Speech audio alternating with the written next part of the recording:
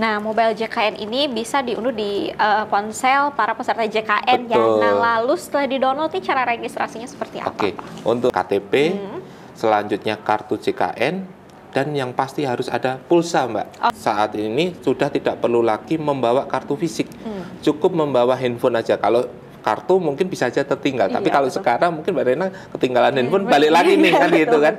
Atau jadwal operasi ini juga ada tertuang di aplikasi Mobile JKN. Jadi ketika kita dijadwalkan operasi, nanti akan muncul kira-kira kita akan dioperasi tanggal berapa. Dan itu nggak hanya informasi kita sendiri, Mbak. Informasi orang lain pun bisa. Jadi akan ditampilkan satu rumah sakit menu minum obat. Nah, menu minum obat ini adalah menu untuk mengingatkan pasien penderita TBC. Jadi karena TBC itu harus rutin meminum obatnya, ini kami memberikan fitur untuk membantu mengingatkan dan mendokumentasikan. Karena itu ada video yang kamera yang harus diaktifkan, dipastikan bahwa obat itu betul-betul harus diminum.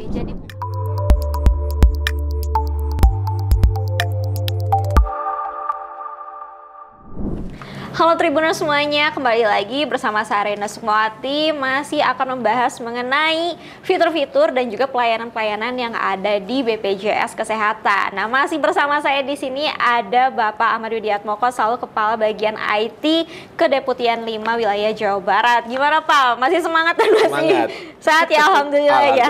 Nah, Pak, kalau di episode sebelumnya kita membahas mengenai antrean online ya bagi para peserta BPJS Kesehatan atau peserta JKN yang ingin lebih mudah dalam mengantri di fasilitas kesehatan. Nah, tadi juga disinggung di episode sebelumnya bahwa untuk bisa mengakses antrean online yaitu menggunakan mobile JKN. Nah, Tribuners sudah pada ngedengar belum nih soal mobile JKN? Pasti udah sering seliweran nih di media sosial. Mungkin juga beberapa Tribuners yang udah ada yang punya aplikasinya di handphone kalian. Nah, sekarang kita kupas tuntas nih masalah tentang atau fitur-fitur yang ada di mobile JKN. Nah, kita mulai dulu nih Pak, dari apa itu mobile JKN? Oke, aplikasi mobile JKN ini adalah sebuah inovasi dari kami BPJS Kesehatan untuk memberikan kemudahan baik itu calon peserta ataupun peserta JKN itu sendiri. BPJS Kesehatan menghadirkan mobile JKN ini dari tahun 2017, jadi sudah lama Mbak. Selama 7 tahun ini kami selalu melakukan beberapa inovasi, update untuk mobile JKN agar informasi yang dibutuhkan oleh peserta JKN ini semakin efektif untuk peserta, seperti itu Mbak.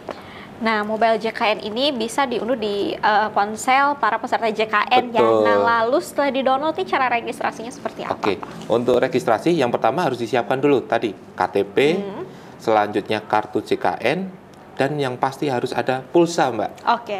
BTW nih buat Tribuners, tadi saya coba ini ya, trial aplikasi untuk login di aplikasi mobile JKN. Nah, tadi harus ada HP, KTP, lalu pulsa, lalu seperti apa lagi Pak? Iya, jadi kalau tadi kan harus ada pulsa karena apa? Yang pertama harus OTP yang kami berikan itu kami bebankan ke peserta. Selanjutnya, setelah melakukan unduh, berarti pasien ini harus melakukan pendaftaran dulu akun mobile JKN. Bisa klik daftar. Selanjutnya untuk melakukan validasi dan aktivasi, menginputkan data misalnya adalah NIK, nama, dan nomor handphone. Selanjutnya nanti akan ada OTP. OTP nanti selanjutnya diinput di aplikasi mobile JKN dan berhasil. Selanjutnya pasien bisa menggunakan semua fitur yang ada di mobile JKN, seperti itu Mbak. Fitur di mobile JKN itu Pak, ada apa? Sekali tadi saya udah lihat ya, banyak sekali fitur-fitur yang bisa diakses, dan mungkin yang menurut saya paling berguna mungkin sebagai peserta JKN adalah KIS yang kita nggak perlu lagi punya kartu fisik karena udah tinggal buka HP set cepat gitu. Nah, selain itu Pak, sebenarnya ada apa aja fitur di mobile JKN yang bisa dimanfaatkan oleh para peserta? Ya, tadi pertama sudah disebutkan ya, KIS digital. Nah, ini kita juga sering mengedukasi ke peserta, ke pasien bahwa saat ini sudah tidak perlu lagi membawa kartu fisik, cukup membawa handphone aja. Kalau kartu mungkin bisa aja tertinggal. Tapi Iya, kalau betul. sekarang mungkin Mbak Rena ketinggalan handphone, balik lagi nih kan gitu kan. Pasti nggak mau ketinggalan handphone. Makanya kami mengembangkan adalah Mobile JKN, dan di situ adalah ada fitur KIS digital. Harapannya nggak perlu cari-cari, sudah pasti ada di genggaman. Nah, untuk menu tadi yang disampaikan untuk fitur ada 19 fitur, Mbak. Oke. Banyak kan 19 Banyak fituran sekali. itu. Nah, yang pertama adalah di sana ada info JKN. Oke. Jadi info JKN ini memuat tentang pendaftaran, hak kewajiban, sanksi, fasilitas dan manfaat peserta. Selanjutnya adalah cara pembayaran dan FAQ, dan untuk tanya jawab. Di sana informasinya lengkap, Mbak. Oke. Selanjutnya yang kedua adalah informasi lokasi Vaskes. Jadi ketika kita ada di misal di Bandung, kita mau melihat fasilitas kesehatan yang ada di sekitar kita. Nah, ini bisa menggunakan menu tersebut. Selanjutnya adalah info riwayat pelayanan atau kita sebutnya adalah iCare. Nah, iCare ini adalah menampilkan seluruh informasi riwayat pelayanan, baik itu di FKTP ataupun di FKRTL selama 1 tahun ke belakang. Oke. Jadi kalau kita selama ini sering mengakses fasilitas kesehatan, informasinya akan ditampilkan di sana. Jadi kayak semacam resume medis digital. Oke. Yang kita kalau berobat tinggal tunjukkan aja nih, ini kemarin diagnosanya seperti ini, Dok, itu. Bahkan ada juga informasi obat yang diberikan juga ada seperti itu, Mbak. Nah, selanjutnya yang keempat, dan ini juga fitur terbaru, yaitu adalah bugar. Oke. Jadi bugar ini kita bisa mencatat, sama sekarang kan mungkin Mbak Rena kan juga sering olahraga kan itu, pasti pakai jam sekarang kan gitu, smartwatch. Nah, itu bisa dihubungkan dengan handphone untuk kita mendeteksi detak jantung dan lain-lain seperti itu. Kekinian ya Pak, sesuai Betul dengan ya, kebutuhan. kita sesuai kebutuhan, Iya, betul Mbak. Selanjutnya ada juga namanya adalah fitur rehab. Rehab ini adalah program cicilan untuk peserta mandiri yang menunggak lebih dari 3 bulan. Oke. Jadi bisa ketika misal kita menunggak di 10 bulan, kita mau mencicil nih biar tidak terlalu berat kan gitu. Mungkin tagihannya sekian juta, nah, itu kan berat. Nah, ini ada namanya program rehab, bisa mendaftarkan di aplikasi Mobile JKN. Selanjutnya ada juga penambahan peserta, Mbak. Oke. Jadi penambahan peserta dengan Mobile JKN nggak perlu lagi datang ke kantor BPJS. Oke. Cukup pas peserta JKN ini menggunakan fitur penambahan peserta, itu bisa menambahkan anggota keluarganya. Dan ini bisa digunakan untuk peserta mandiri yang biasanya selama ini setiap bulan membayar secara rutin. Iya, iya. Seperti itu. Selanjutnya ada informasi peserta. Nah, informasi peserta ini banyak informasi yang ditampilkan di sana. Ada nomor kartu, ada Vaskes terdaftar, ada informasi juga ketika masa denda pelayanan selama 45 hari, itu juga ada informasi bahwa pasien ini masa denda pelayanan sampai tanggal berapa. Selanjutnya juga ada informasi keaktifan peserta. Jadi kalau ada warna merah, informasinya berwarna merah, berarti peserta tersebut nonaktif. Jadi nggak perlu lagi tanya ke BPJS Kesehatan saya nih. masih aktif atau ya enggak nih? betul. Jadi bisa menggunakan Mobile JKN. Selanjutnya ada tentang pendaftaran pelayanan antrian yang sebelumnya kita bahas juga ya, Mbak ya. Jadi bisa untuk antrian ke FKRTL ataupun ke FKTP. Selanjutnya ada konsultasi dokter. Nah, waktu ini kita kembangkan waktu era COVID, Mbak. Jadi kan kita terbatas ya aksesnya. Makanya kita mengembangkan aplikasi untuk konsultasi dokter secara online.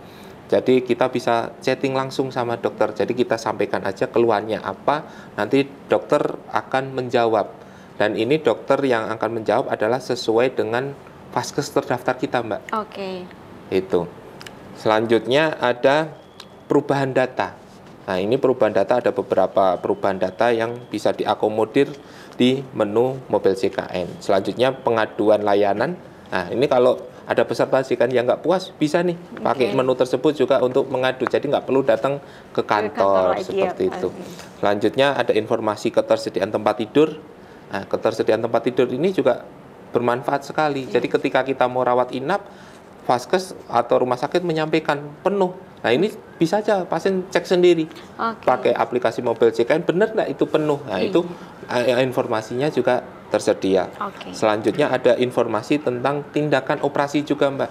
Jadi kalau tindakan operasi atau jadwal operasi ini juga ada tertuang di aplikasi Mobile CKN. Jadi ketika kita dijadwalkan operasi, nanti akan muncul kira-kira kita akan dioperasi tanggal berapa.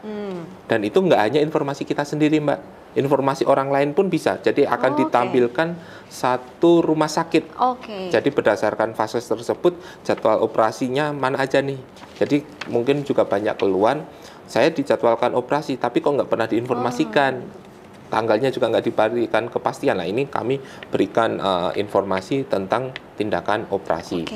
Selanjutnya ada informasi iuran. Nah, ini tapi untuk informasi iuran ini hanya untuk peserta mandiri atau PPPU.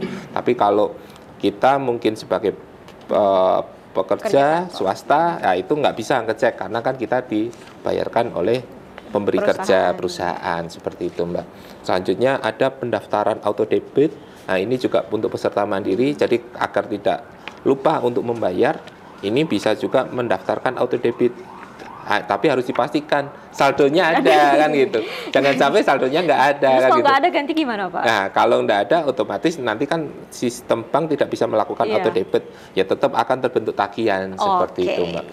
Nah, selanjutnya ada informasi riwayat pembayaran. Nah, misal kita bayar di Indomaret, Alfamart atau yang lainnya di channel pembayaran, nah, kita bisa cek lagi, Mbak, apakah pembayaran itu sudah masuk atau belum. Nah, selanjutnya ada namanya screening riwayat kesehatan. Nah, ini sangat penting juga, Mbak. Screening riwayat kesehatan ini bisa dilakukan untuk peserta minimal 1 tahun. Jadi ini untuk mengetahui potensi atau resiko penyakit yang ada di peserta JKN. Selanjutnya ada info virtual account, ini juga sama. Dulu sebelum ada aplikasi Mobile JKN, banyak peserta mandiri yang datang ke kantor BPJS hanya tanya, Bapak, Ibu, nomor virtual account saya berapa ya? Saya mau bayar kok nggak bisa. Nah, ini akhirnya dengan aplikasi Mobile JKN ini, kami memberikan menu atau fitur pasien bisa melihat nomor virtual account-nya, nggak perlu lagi datang ke kantor. Selanjutnya yang terakhir adalah menu minum obat. Nah, menu minum obat ini adalah menu untuk mengingatkan pasien penderita TBC. Jadi karena TBC itu harus rutin meminum obatnya, ini kami memberikan fitur untuk membantu mengingatkan dan mendokumentasikan. Karena itu ada video yang kamera yang harus diaktifkan, dipastikan bahwa obat itu betul-betul harus diminum. Jadi bukan hanya sekedar reminder muncul di notifikasi handphone aja ya, Pak ya? Bukan, Mbak. Bukan. Jadi kami memastikan bahwa obat itu betul-betul diminum, selanjutnya itu akan tercatat seperti itu, Mbak. Karena penderita TBC ini kan wajib minum secara rutin kan gitu. Kalau sampai terputus kan harus mengulang dari awal seperti itu. Jadi BPJS Kesehatan sendiri sampai sedetail itu ya, Pak, memastikan bahwa pasien-pasien ini mengkonsumsi obatnya ya. Betul. Dan aplikasi Mobile JKN ini nggak hanya untuk orang sakit aja. Tadi kan ada nih aplikasi untuk bugar kayak gitu. Banget itu, Mah, ya. Nyambung Terus sama screening itu kan juga sebenarnya untuk mendeteksi di awal gitu, Mbak. Jadi kami pastikan bahwa aplikasi Mobile JKN ini tidak hanya untuk peserta yang sakit, tapi bisa untuk peserta yang sehat juga. Seperti itu.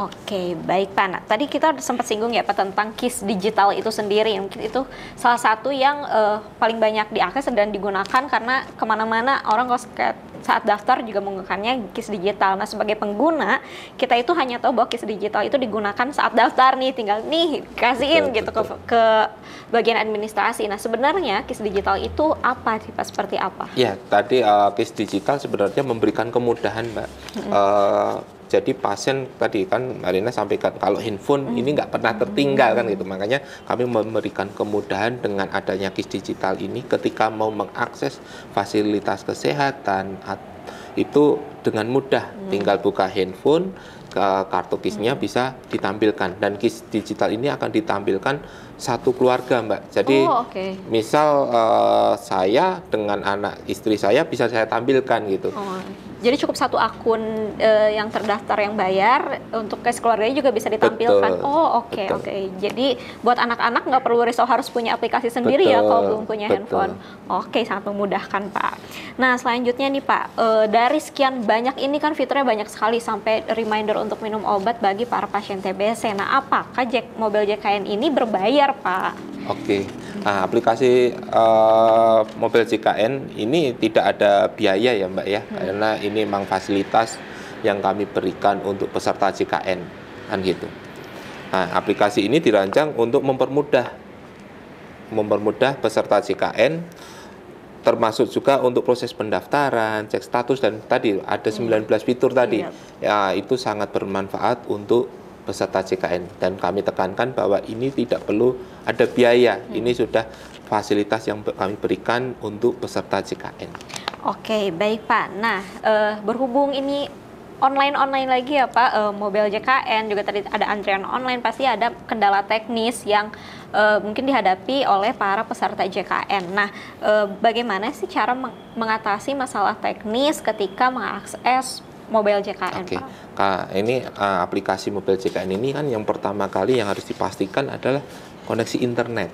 Internetnya harus stabil, pastikan kuotanya juga ada, seperti itu. Kalau nggak ada kuota ya nggak bisa kan gitu. Kita harus cari wifi dulu nih, Mbak, kan gitu. Jadi harus dipastikan bahwa koneksi internetnya stabil. Selanjutnya, ketika masih ada koneksinya stabil tapi kok masih ada kendala, bisa dilakukan restart aplikasinya. Tapi ternyata kok di restart masih belum bisa nih. Nah, coba dicek apakah ada update aplikasi terbaru. Karena biasanya kami ketika ada update aplikasi yang sebelumnya pasti ada yang tidak bisa berjalan maksimal gitu. Jadi harus dipastikan bahwa aplikasi yang digunakan adalah aplikasi yang terupdate. Seperti itu. Selanjutnya, ketika ternyata semuanya sudah tadi, ternyata internet sudah, restart aplikasi sudah, aplikasinya juga sudah yang terbaru, ternyata kok nggak bisa. Nah, ini coba bisa hapus datanya dulu. Hapus data, masuk ke bagian setting aplikasi, itu hapus cache dan datanya, biar refresh lagi. Seperti itu, Mbak. Selanjutnya, bisa juga dicek juga masalah pengaturan perangkatnya. Misalnya tadi waktu kita setting di awal biasanya untuk akses lokasi, seperti itu, Mbak, mengakses kontak dan lain-lain. Nah, ini dipastikan bahwa seluruh pengaturan itu sudah sesuai. Tetapi kalau ternyata masih ada kendala, Mbak, nah ini mungkin bisa menghubungi kami BPJS Kesehatan, bisa melalui Pandawa, atau bisa datang ke kantor BPJS Kesehatan, seperti itu. Oke, baik. Nah, tadi di salah satu fitur atau menu mobile JKN itu ada yang namanya perubahan data ya, Pak. Nah, kira-kira data yang bisa diubah menggunakan fitur itu apa saja, Pak?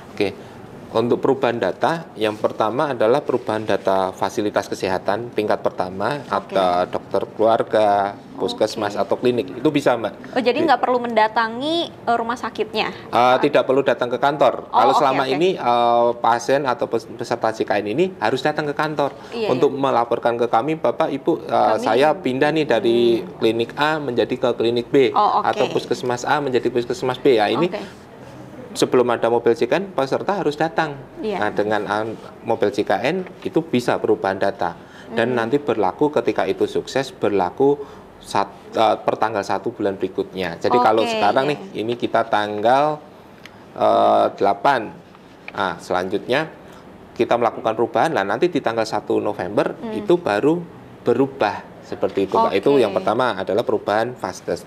Yang kedua adalah perubahan kelas rawat. Nah, kelas rawat ini hanya untuk peserta mandiri, Mbak. Kalau peserta swasta ataupun PPI yang dapat bantuan dari pemerintah itu tidak bisa. Jadi yang bayar secara mandiri tiap bulan itu boleh, Mbak. Tetapi dengan syarat yang pertama, pasien tersebut minimal 1 tahun terlebih dahulu. Kalau sudah 1 tahun boleh melakukan perubahan data. Misal dari kelas 3 menjadi kelas 1 atau kelas 1 menjadi kelas 3. Ini bisa diakomodir juga melalui mobil JKN. Yang sebelumnya pasien ini harus datang juga, Mbak, ke kantor BPJS.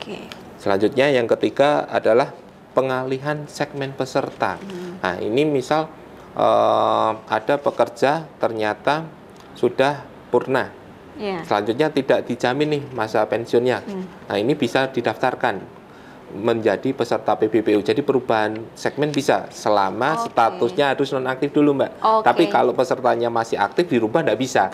Itu. Jadi harus nonaktif baru dilakukan perubahan segmen peserta ke peserta mandiri. Jadi ini perubahan peserta harus ke peserta mandiri. Berguna ya bagi para mungkin pekerja-pekerja yang udah purna atau misalnya udah pensiun atau keluar dari pekerjaannya. Betul, PHK. Jadi tidak perlu ke kantor lagi untuk melaporkan ya Pak. Betul. Selanjutnya yang terakhir adalah perubahan nomor handphone dan email.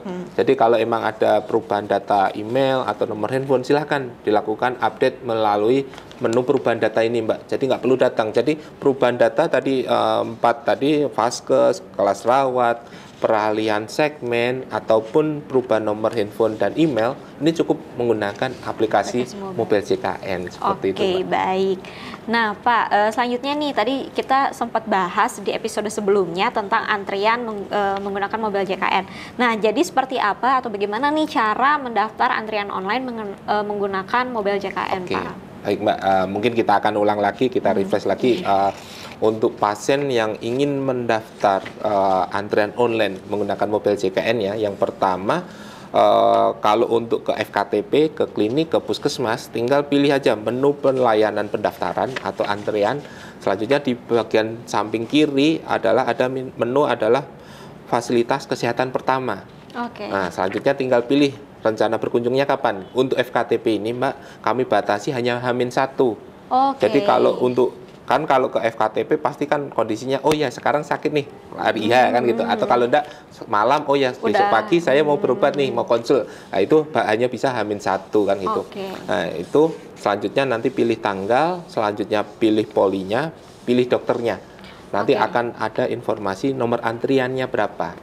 Nah, selanjutnya kalau untuk ke FKRTL itu wajib memiliki nomor rujukan dari FKTP tadi. Kalau misal kita ke FKTP, ke puskesmas atau ke klinik, ternyata dibutuhkan tingkat lanjut atau dirujuk, nah itu nanti akan diterbitkan surat rujukan dari FKTP, pasien bisa ambil antrian di situ.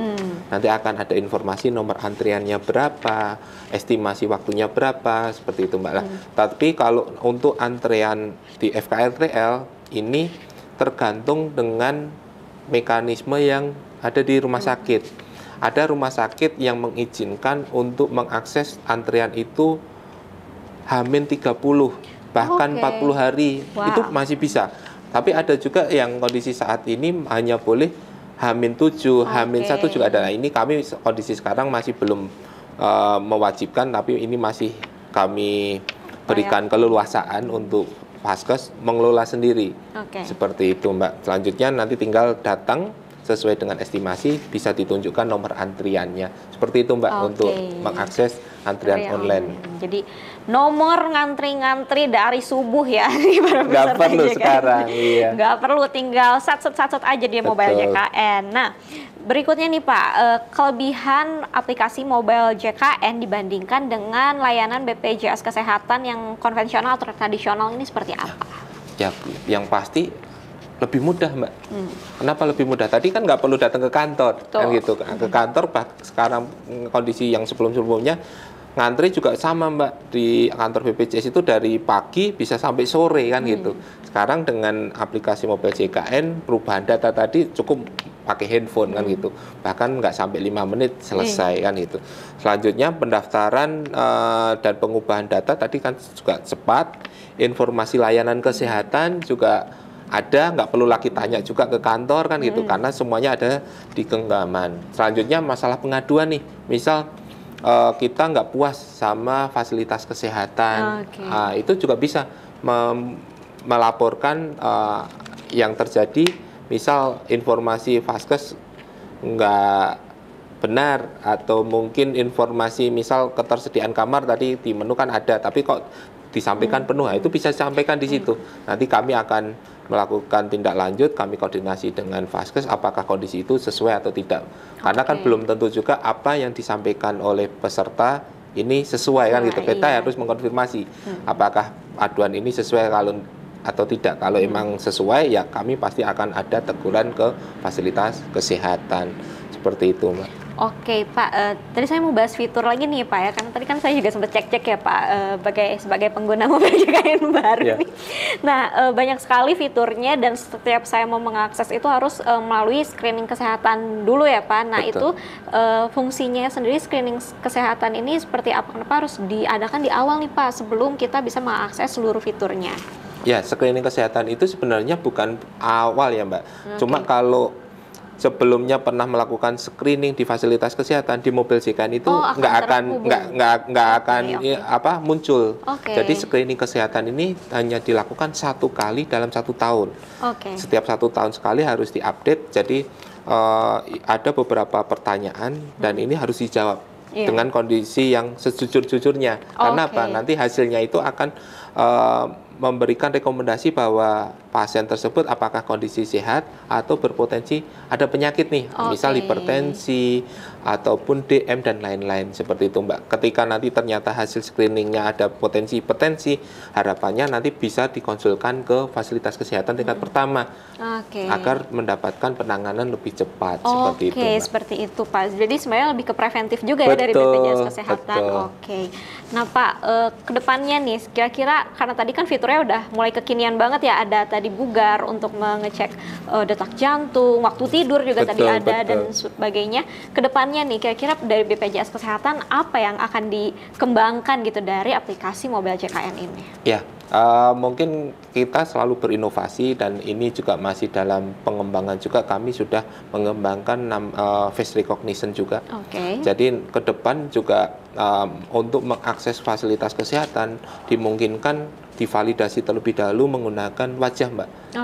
Jadi apakah pasien tersebut berhak nih mendapatkan pelayanan atau enggak untuk mengurangi resiko penyalahgunaan kartu. Gitu. Jadi kami menggunakan validasi biometrik berupa wajah untuk memastikan bahwa yang mengakses fasilitas kesehatan ini adalah yang berhak. Dan kami selalu berinovasi sesuai dengan kebutuhan kan gitu. Contohnya tadi konsultasi secara online itu kan waktu COVID kan gitu kan. Jadi ya nanti kalau emang berkembang ada kondisi yang perlu kami kembangkan ya insya Allah kami akan selalu kembangkan seperti itu. Betul ya Pak, sangat dinanti loh inovasi-inovasi berikutnya yang memudahkan ya bagi para peserta termasuk saya. Nah Pak, terakhir nih Pak, ada pesan-pesan atau harapan Pak dari Bapak sendiri khususnya mengenai fitur atau pelayanan BPJS Kesehatan pada umumnya Pak, silakan. Harapannya dengan kami melakukan banyak inovasi dengan aplikasi Mobile JKN ini, semua peserta JKN dapat menggunakan semua fitur secara maksimal. Tidak hanya untuk peserta sakit, tapi bisa juga untuk peserta yang sehat. Tadi ada menu screening, ada bugar, seperti itu. Dan harapannya semua peserta JKN harus menggunakan JKN Mobile, seperti itu Mbak. Baik. Terima kasih ya Pak Widi atas waktu dan kesempatannya berbincang-bincang seperti ini lagi. Mungkin next time kita lagi ya Pak, membahas fitur-fitur atau pelayanan BPJS Kesehatan lainnya. Nah baik, terima kasih Tribuners sudah menyimak perbincangan saya bersama Pak Widi pada hari ini. Saksikan terus program-program Tribun Jabar selanjutnya, karena kita juga masih banyak sekali tentang BPJS Kesehatan yang akan kita kupas tuntas ya Pak. Baik, kalau gitu saya Rena Sukmawati mewakili kru yang bertugas pamit undur diri. Sampai jumpa lagi di program selanjutnya. Sampai jumpa. Download Tribun X sekarang. Menghadirkan lokal menjadi Indonesia.